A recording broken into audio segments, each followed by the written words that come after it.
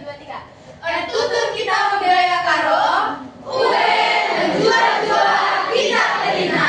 Kami akan membuka. Selamat siang teman-teman sekalian. Siang. Kami dari kelompok etnis Karo yang akan menyampaikan mengenai pengajaran BIPA mengenai etnis Karo, apa-apa saja mengenai rumah adat, makanan, dan juga pakaian adat dari rumah adat. Tujuan pembelajarannya hari ini teman-teman untuk mengetahui atau kita akan mendeskripsikan apa saja sih bagian-bagian dari rumah adat Karo. Sebelumnya kalian tahu nggak apa itu rumah adat? Pernah dengar nggak rumah adat? Pernah. Ya, tempat tinggal apa lagi yang kalian pernah dengar? Pernah lihat tidak? Pernah. Ya. Tempat wisata. Ya, bisa jadi juga dijadikan tempat wisata. Benar sekali. Ini namanya rumah adat dari etnis Karo.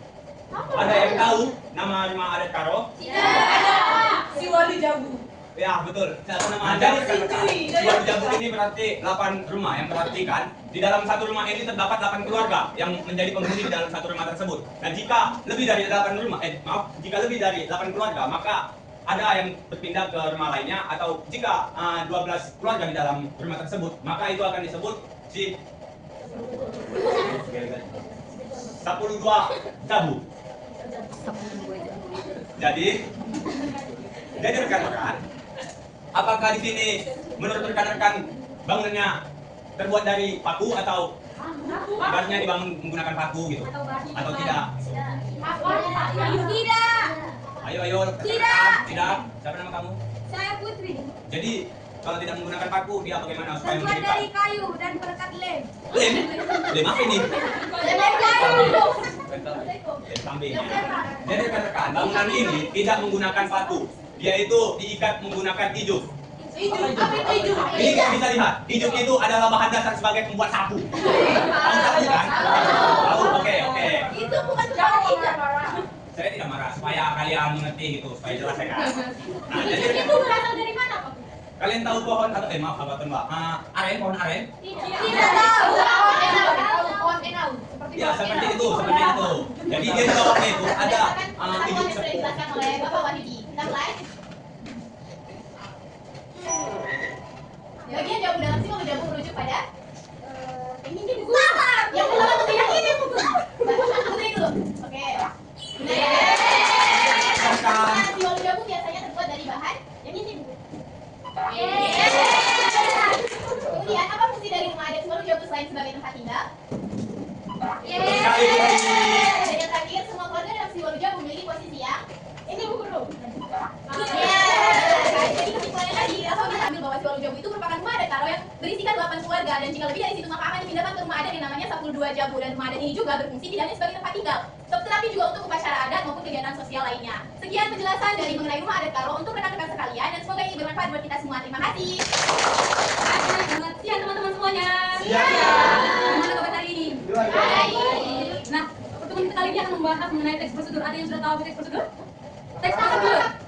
Iya betul. Jadi teks prosedur adalah teks yang berisikan cara atau langkah-langkah dalam membuat sesuatu atau melakukan sesuatu.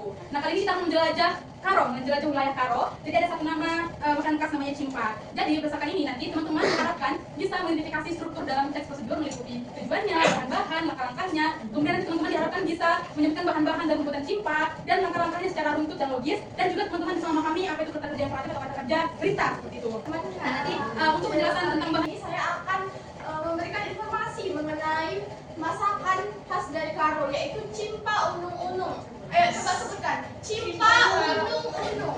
Ayo di dalamnya. Nah, yang pertama, ini ada tepung ketan. Tepung ketan.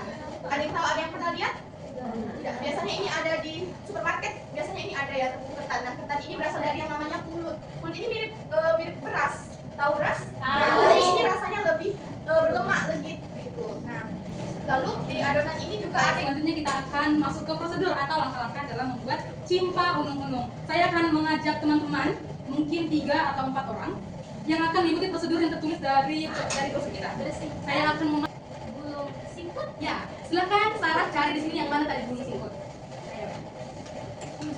Tanaman apa ya sih? Jadi itu tanaman. Tanaman. Ya, bisa itu tanaman. Nah, katanya di sini adalah untuk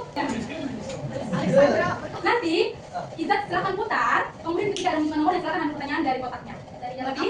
Baik, diputar 1, 2, 3. Buat. Ya, nomor berapa? 2. Silakan ambil dari nomor 2. Ya, saya bantu. Ya, silakan baca sendiri aja. Lihat ke depan teman-teman. Daun apa? Daun apa yang dipakai untuk simpa? Ayo cari daun apa yang dipakai tadi, ayo. Tunjuk pada teman-temannya. Ayo mana daunnya? Jadi kan suka pizza. Iya. Biasanya kalau pizza. Kerjanya pizza itu. Silakan jadi temannya. Benar, Benar. Sat. Daun apa? Singkong. Terima kasih. Selanjutnya. Oke, assalamualaikum warahmatullahi wabarakatuh. Selamat siang semuanya.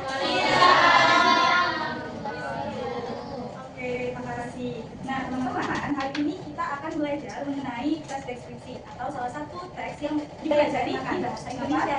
Nah, oke, nggak usah disebutkan begini. Yang pertama, ini teman-teman, di bagian kepala seperti yang saya kenakan sekarang. Nah, ini disebut sebagai tuduh. Apa? Tuduh. Benar. Sini kita akan bermain. Kamu ambil salah satu di antara ini semua. Mau buka mata atau tutup mata bebas. Nanti peraturannya apa yang tertulis di sini kamu jelaskan, deskripsikan. Itu dia namanya. Itu dia apa? Misalnya dia nanti sebut bulang-bulang. Bulang-bulang itu yang mana? Warnanya apa? Oke? Bentuknya seperti apa? Oke?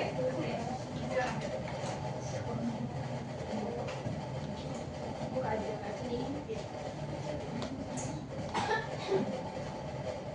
Bekabulu. Bekabulu. Wis bekabulu. Wis bekabulu. Apa itu wis bekabulu? Wis bekabulu yang ini. Nah, benar. Ini namanya bulang-bulang. Nah, Wis bekabulu itu yang kain-kainnya yang garis-garis. benar atau salah? Benar.